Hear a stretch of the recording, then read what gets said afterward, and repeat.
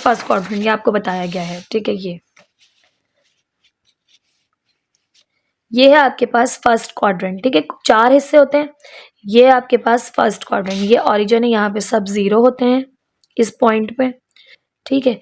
यहाँ पे आपके पास ये 0 से 90 डिग्री के दरमियान जितने भी आपके पास एंगल्स आ जाएंगे वो सारे इसमें पॉजिटिव होंगे, ठीक है। तमाम और ट्रिग्नोमेट्रिक रेशियोज भी तमाम इसमें पॉजिटिव होते हैं, ठीक है, अगर एंगल उनका यहाँ इनके दरमियान आ रहा है तो। फिर इफ सेकेंड क्वाड्रेंट x जो है वो यहाँ पर लेस देन 0 है and y is greater than 0, therefore sine and cosec theta are positive in second quadrant and remaining ratios are negative.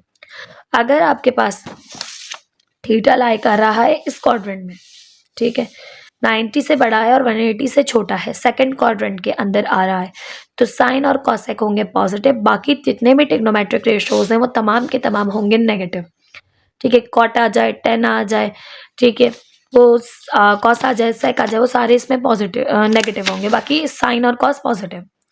Third quadrant के अंदर x is less than 0 and y is also less than 0, therefore tan theta and cot theta are positive in third quadrant and remaining ratios are negative. और बाकी तमाम ratios क्या हो जाएंगी, negative हो जाएंगी, सिर्फ tan और cot होंगी पॉजिटिव। अब ये है थर्ड, ठीक है। इस क्वाड्रेंट में आपके पास ये देखें, आपको कैसे पता होता है, ये होता है आपके पास पॉजिटिव एक्स एक्सिस, ये होता है आपके पास नेगेटिव एक्स एक्सिस, ये होता है पॉजिटिव वाई एक्सिस और ये होता है आपके पास नेगेटिव वाई एक्सिस, ठीक है।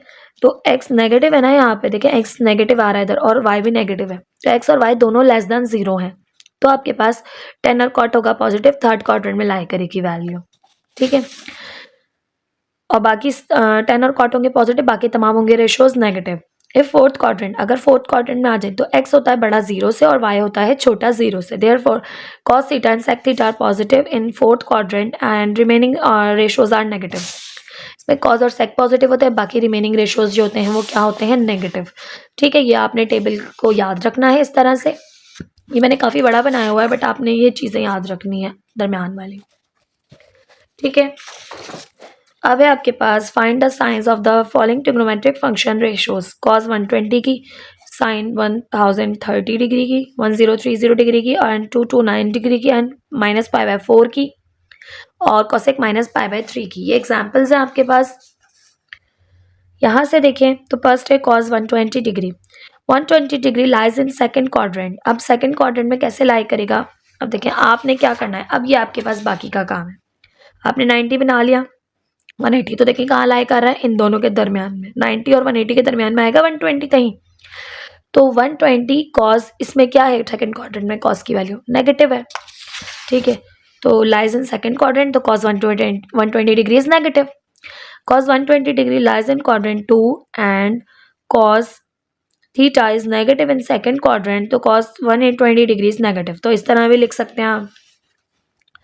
अब है आपके पास साइन 1030 डिग्री, अब आपके पास हम इसे ब्रेक करेंगे किसमें, 2π/थीटा में, जैसे हमने पीछे सीखा था, ठीक है। हमने अभी पीछे मैंने आपको सिखाया को टर्मिनल एंगल्स, तो उसकी मदद से हम इसे ब्रेक करेंगे यहाँ पे, ठीक है। साइन, इसका जनरल फार्मूला होता है साइन n π+θ, ठीक है। तो यहाँ से आपके पास 720 जो है वो 722 प्लस थीटा है आपके पास 310, तो यहाँ से साइन 4π/θ प्लस थीटा में ये आपके पास ब्रेक हुआ, 720 प्लस थीटा है 310, ठीक है। अब 130 डिग्री लाइज इन क्वाड्रेंट, अब यहाँ पर है 310, ठीक है, ये मिस्टेक है, 130 नहीं है 310 है, ठीक है। तो 310 डिग्री लाइज इन, अब देखिए सर इसको हमने छोड़ दिया, ठीक है, इसको हम देखेंगे कहाँ लाई कर रहा है, इसको देखते हैं हम कहाँ लाई कर रहा है, ठीक है। तो ये देखिए 310, 90, 180, 270 के बाद 310, 360 यहाँ तक है ना, तो 310 फोर्थ क्वाड्रेंट में लाई करेगा, तो फोर्थ क्वाड्रेंट में cos और sec पॉजिटिव है, बाकी सब नेगेटिव है, तो साइन क्या होगा यहाँ पर नेगेटिव होगा, तो sine theta is negative in fourth quadrant. तो हम इसे क्या करते हैं, हम n π/θ में इसको क्या करते हैं, ब्रेक करते हैं, इस तरह से मैं आपको लिख दूँ, साइन नहीं यहाँ पर, इसमें ब्रेक करते हैं और ये देखते हैं कि ये कहाँ लाई कर रहा है। इतने बड़े एंगल्स आ जाएं आपके पास तो आपने एन पाई प्लस थीटा में से ब्रेक करना है और देखना है यहाँ पर कि आपके पास थीटा कहाँ लाई कर रहा है, तो आपको इजीली पता चल जाएगा कि क्या आपके पास कौन से क्वाड्रेंट में लाई करेगा। अब है आपके पास यहाँ पर 229, 10 to 29, 10 to 29 is lies in fourth quadrant 3 and tan theta is positive in quadrant 3, तो 10 to 29 is positive। अब ये टेबल आपको याद है ना, और आपने रफ में जल्दी जल्दी से खुद से बना लिया वहाँ पे, और तो जल्दी जल्दी आप वैल्यूज देखते जाएंगे, दिमाग में सोचेंगे, बहुत ज़्यादा वक्त लगाएंगे आप। ठीक है, 10 माइनस पाई बाय 4, ठीक है, पाई बाय 4 आपके पास है तो पाई की वैल्यू पुट करें। ठीक है, ये हो जाएगा 180 डिवाइडेड बाय 4, तो ये एंगल है आपके पास 45 डिग्री। ठीक है, pi by 4 lies in quadrant 4। अच्छा, ये माइनस का है तो नेगेटिव है, तो अब आप देखिए नेगेटिव है ना, है तो 45 लेकिन नेगेटिव है, तो यहाँ से स्टार्ट होकर ऐसे जाएगा तो यहाँ लाई करेगा माइनस का 45 डिग्री, यहाँ लाई करेगा तो क्वाड्रेंट 4 में लाई कर रहा है, क्वाड्रेंट 4 में लाई कर रहा है, तो क्वाड्रेंट 4 में आपके पास सेक और कॉज होते हैं पॉजिटिव, बाकी सब नेगेटिव, तो 10 नेगेटिव होगा। अब है कॉसेक माइनस पाई बाय 3, तो 180 डिवाइडेड बाय 3, तो ये आ गया आपके पास 60 डिग्री, माइनस का 60 डिग्री है तो यहीं पर इसमें लाई करेगा। इसमें भी आपके पास कॉस और सेक पॉजिटिव होता है, कॉसेक नेगेटिव है तो कॉसेक यहाँ पर नेगेटिव आएगा। तो माइनस साइन को देखते हुए आपने उल्टा जाना है, पॉजिटिव है तो यूँ जाएंगे, यूँ घूमेंगे, नेगेटिव है तो यूँ घूमेंगे। ठीक है, calculate the values of trigonometric ratios of 0 degree, 90 degree, 180 degree, 270 degree and 360 degree. आपने तमाम वैल्यूज कैलकुलेट करनी है, 0 पे भी, 90 पे भी, 180 पे भी और 270 और 360 पे भी। तो यहाँ से आपके पास बहुत ही ईजी सी वैल्यूज़ हैं, इस तरह से हम जो है वो फाइंड आउट कर सकते हैं। तो we have already discussed quadrantal angles in section 30.32b. Here we calculate trigonometric ratios of the quadrantal angles. Theta अगर 0 है, in a unit circle the point 10 lies on terminal side of an angle theta.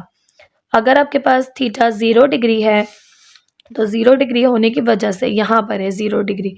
ठीक है, तो आपके पास ये point यहाँ लाई करेगा जिसमें x की कोई ना कोई वैल्यू होगी और y जो है वो x एक्सिस पर 0 होता है तो वो होगा 10 पॉइंट। ठीक है, समझ लिया, आपके पास ये है 0 degree. Now here x is equals to 1, y is equals to 0 and r is equals to 1, क्योंकि यूनिट सर्किल भी है आपके पास। Now where r is the radius of the unit circle, तो साइन 30 डिग्री इक्वल है आपके पास y upon r के। ठीक है, यानी परपेंडिकुलर अपॉन हाइपोटेनियस के, हाइपोटेनियस r है, r की वैल्यू 1 है, परपेंडिकुलर जो है वो आपके पास है यहाँ पर 0, 0.1 0 के इक्वल होता है। इसी तरह से कॉसेक जो है वो 1/0 यानी अनडिफाइंड हो जाएगा यहाँ पे, क्योंकि 1/0 इन्फिनिटी के इक्वल होता है, यानी कि आपके पास अनडिफाइंड होता है। कॉस 0 डिग्री फाइंड आउट करें तो कॉस आपके पास इक्वल होता है x अपॉन आर के। x की वैल्यू 1 है, r की वैल्यू भी 1 है, कॉस 0 1 आ गया। सेक 0 रेसिप्रोकल कर लें इसका तो 1/1 भी 1 आता है। tan थीटा 0 डिग्री करें तो ये होता है y अपॉन एक्स के इक्वल। तो यहाँ से आपके पास है 0.1, 0.1 होता है आपके पास 0 के इक्वल। इसी तरह कॉट 0 डिग्री 1/0 हो जाएगा, ये अनडिफाइंड होता है। इसी तरह तमाम वैल्यूज़ आप फाइंड आउट कर सकते हैं, बहुत ही इजी से क्वेश्चन हैं आगे के, ये तमाम के तमाम आपके पास आप अच्छे से समझ सकते हैं। इससे ज़्यादा अगर मैं आपको समझाऊंगी तो बात वही है आपके पास तमाम। चले मैं ये आपको समझा देती हूँ, कोई इसमें मुश्किल नहीं है, आप रीड करेंगे आपको समझ में आने लगेगा। अब है आपके पास अगर थीटा 270 डिग्री, तो in a unit circle the point 0-1। अब 270 है ना आपके पास, तो देखें कैसे समझेंगे आप। यहाँ से स्टार्ट लेंगे, 270 यहाँ पर आकर एंड होता है, ये 90, ये 180 और ये 270, तो ये आपके पास यहाँ पर आकर एंड हुआ। यहाँ पर आकर एंड होने की वजह से आपके पास ये लाइन है, क्या है, ये लाइन है। अब ये लाइन है अगर आपके पास, तो ये वाई एक्सिस है। ठीक है, कौन सा एक्सिस है, वाई एक्सिस। तो वाई एक्सिस पे आपके पास एक्स की वैल्यू 0 होती है, क्या होती है, 0 होती है। और नेगेटिव वाई एक्सिस होता है नीचे की जानिब, ऊपर पॉजिटिव होता है। ठीक है, ऊपर पॉजिटिव नीचे नेगेटिव, तो यहाँ पे y की वैल्यू होगी -1, तो ये आपको मिलेगा 0 -1 2 पॉइंट्स। ठीक है, अब यहाँ पे कह रहे हैं p 0 - 1 तो x की वैल्यू 0 है, y की वैल्यू -1 है और यूनिट सर्किल है तो r तो 1 ही लेना है आपने। अब आप रखते जाएं sin 270 y अपॉन r के इक्वल है, y की वैल्यू -1 है, r की वैल्यू 1 है तो ये आ गया -1। साइन नेगेटिव आ गया, cosec 270 degree r upon y के इक्वल होता है, तो 1 अपॉन -1 रखा आपने, ठीक है। 1 अपॉन -1 रखा तो ये आ गया -1 cosec b। cos 270 y upon r के इक्वल होता है, ठीक है। तो y की वैल्यू है 0 और r की वैल्यू है 1। y की वैल्यू है 0, ये होता है x अपॉन r के इक्वल। यहाँ पे ये मिस्टेक है, इसे ठीक कर लीजिए, ठीक है। x अपॉन r के इक्वल होता है, x की वैल्यू है 0, r की वैल्यू है 1, तो 0.1 0 के इक्वल होता है। sec 270 degree r upon x के इक्वल होता है, r है 1, x है 0 तो ये अनडिफाइंड हो गई। tan 270 y अपॉन x के इक्वल होता है, -1 अपॉन 0 अनडिफाइंड हो गई ये भी। cot 270 डिग्री की वैल्यू 0.1 तो ये हो गई 0। इस तरह से आपने वैल्यूज़ को फाइंड आउट कर लेना है, ठीक है। तमाम वैल्यूज़ को आपने ध्यान में रखना। अब पूरा 360 होगा तो ये पूरा एंगल यहाँ घूम जाएगा, ये आपके पास आ जाएगा। फिर x एक्सिस पे आगा, x की कोई ना कोई वैल्यू होगी, y की वैल्यू होगी 0 क्योंकि x पे y 0 होता है, y पे x 0 होता है।